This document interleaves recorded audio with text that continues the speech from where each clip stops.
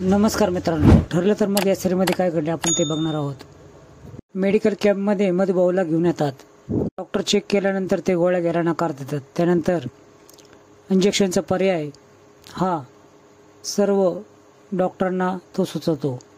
सर्वजण मधुभाऊंना पकडतात आणि इंजेक्शन देतात, पण इंजेक्शन देताना मधुभाऊ खूप जोरात ओरडतात। अर्जुनकडे मात्र ते खूप रागात बघतात। नो पेन नो गेन असं तो म्हणतो आणि अर्जुन सायलीकडे बघू लागतो। अरे कुसुम मधुभाऊंना घरामध्ये घेऊन जातात। त्याच वेळेस वळून सारखी सायली पाठीमागं बघत असते अर्जुनकडे। ती जाताना हसते, तुमच्या स्माईलसाठी काही पण करायला तयार आहे असं अर्जुन बोलतो। कॅम्पच्या निमित्ताने ते मधुभाऊ तुम्ही ट्रीटमेंट तर घेतली ना असं सायली बोलते।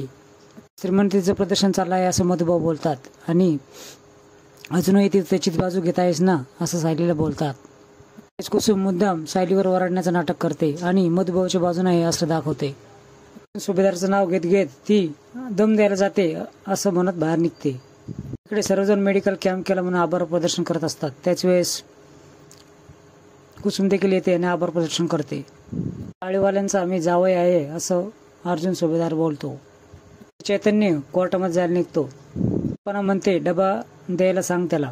डबा द्यायला बाहेर जाणार तेवढ्यात अर्जुनशी चैतन्य बोलत असतो आणि झालेली मेडिकल कॅम्पची गंमत अर्जुन त्याला सांगतो आणि खूप कमालच आहे तुझी अर्जुन असं तो बोलतो। ही सर्व घटना ती तन्वी ऐकते आणि तन्वी नाटक करते पुन्हा पाठीमागचं जाण्याचं आणि लांबून आवाज येते चैतन्य डबा घेऊन जा म्हणून।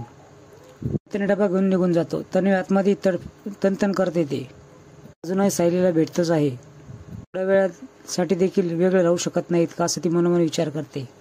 सुरा ऑर्डर करते। सायली मधुभाऊने बोलते ताप गेला तुमचा, तुम्ही आल्याचा चहा प्या असं बोलते। अर्जुनला देखील ओळखून आहे आणि तुला देखील ओळखून आहे असं कुसुमला ते बोलतात। इंजेक्शन सारखे काय म्हणतेस, त्याने काय मला सोन्याचं इंजेक्शन दिलं की काय असं मधुभाऊ बोलतात। अरे सुरा असलेलं पार्सल घरी येतं। मी नाटक करू लागते, कोण आहेस तू, कोणी पाठवला आहेस तू। ती आरडाओरडा करते। घरचे सगळे एकत्र येतात आणि महिपतनी चाकू पाठवला आहे हे बघा। धमकी देताना पेढे पाठवले आणि आता चाकू पाठवला आहे महिपतनी, बघा सर्वजण बघा असं ती सर्वांना सांगते। तर मित्रांनो पुढील भागामध्ये तुम्ही बघणार आहात की अर्जुन महिपतच्या घरी जातो। बाहेर ये असा जोरात आवाज देतो, त्यावेळेस तिथे साक्षी असते। त्यामुळं माझ्या घरच्यांना एक स्क्रॅच जरी आला ना तुझं अख्खं घर पेटून टाकलं असं अर्जुन बोलतो। तर मित्रांनो असे नवीन अपडेट्स बघण्यासाठी चॅनल सबस्क्राईब करा, बेल आयकॉन दाबा। व्हिडिओ पाहिल्याबद्दल धन्यवाद।